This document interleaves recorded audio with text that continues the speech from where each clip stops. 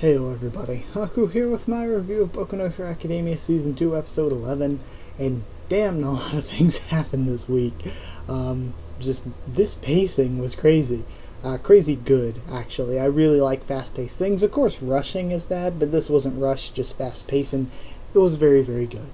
So let's go ahead and talk about this part by part. Sorry if my hair is flying everywhere, it's because I got out of the shower recently. But yeah, either way. I thought that last week we had an amazing episode. Week before that was a really, well, I guess amazing episode as well. They're both great. So I was wondering how well this was going to do.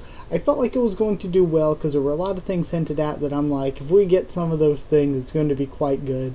But I think it even exceeded my expectations. It was even better than what I expected.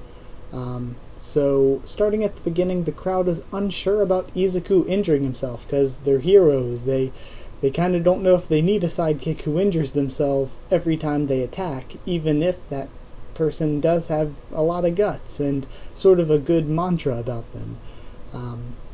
Then Endeavor offers Todoroki a job after school, or after he graduates, of course, and everything. And I like the way that Todoroki's handling this, where he's like, in the moment I was fighting, I was in the moment, and I wasn't thinking about you. I wasn't thinking about not using your power because I was thinking about me and what I was doing, and I like that. And he's sort of struggling with himself because he's like, is that okay?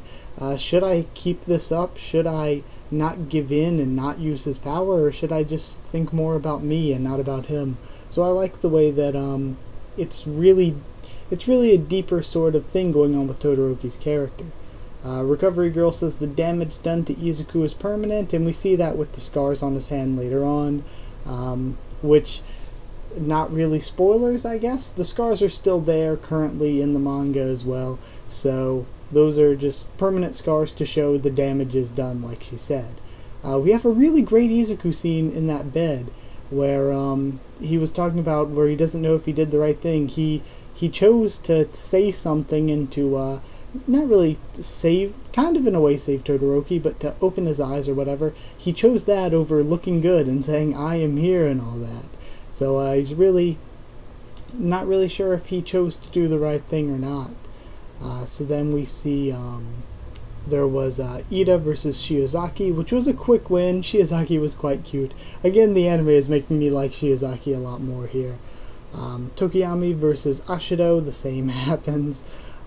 Izuku talks about feeling inadequate as All Might's successor. All Might says that he was quirkless. We get a first look at his master as well, the person who gave him the power and taught him to be a hero. So yeah, lots of really good stuff this episode. Like, just seeing the first look at his master is a pretty big step.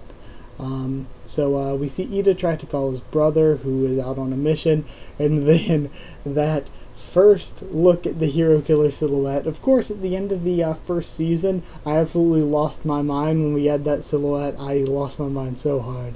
But then to see the silhouette again, it's great, even though it was expected this time. Then we have Bakugo versus Kirishima, which I thought was actually quite good. It was, again, just a short squash match, but it was good. They handled it quite well, with portraying it as something that was longer and something more in-depth. But not spending a ton of time on it because the main character's already been eliminated, and we're focusing more about the story than the fights right now. But Bakugo does take the win. We have Ida versus Todoroki. Todoroki takes the win, which, and again, it was a great fight. I actually really, really liked Ida versus Todoroki. The reciproburst looked amazing, especially with that kick. And it all made sense. Everything made sense where Todoroki's like, I used long-range attacks, so you weren't really thinking about what I could do just short-range by touching you. So, just really, really well written. Or, I guess well choreographed, well directed would be a better way to put it. So then we see that the hero killer got Ida's brother.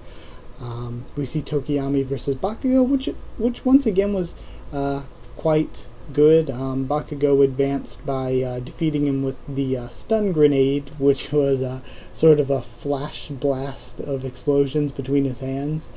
And again, it was well written because it's like Tokiyami's been built up, and even the people commenting, the other characters commenting on what was happening were like, he seemed so untouchable and so invincible in his previous matches, but it shows that no matter how strong this quirk is, it has a weakness, which is light.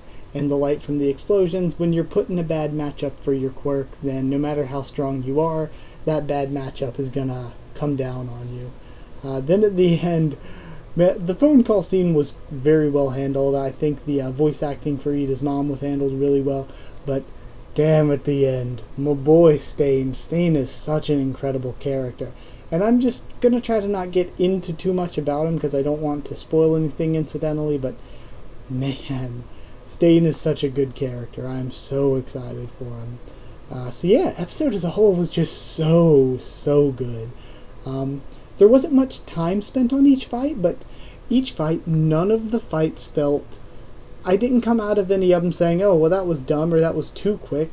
All of them made sense. I mean, the worst squash match, you could call it, was probably Ashido Tokiyami, and even then it made sense because you can't really acid a shadow, so it made sense that it was a squash match. So yeah, everything made sense, and I thought all the fights did what they needed to do for the story and progressing the plot. I also loved how they handled the Ingenium stuff, the way they paced it throughout the episode, and then just having Stain here is incredible. The first look at All Might's Master, so many good things here, that I have to give it a near perfect score.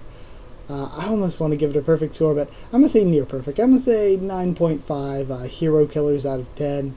9.5 out of 10. I hope you enjoyed. It was a bit of a quick review. I mean, I guess not. It's around 7 minutes. But either way, like if you did like the video, comment down there to tell me what you thought of this week's episode, what you thought of my thoughts on it, and all that.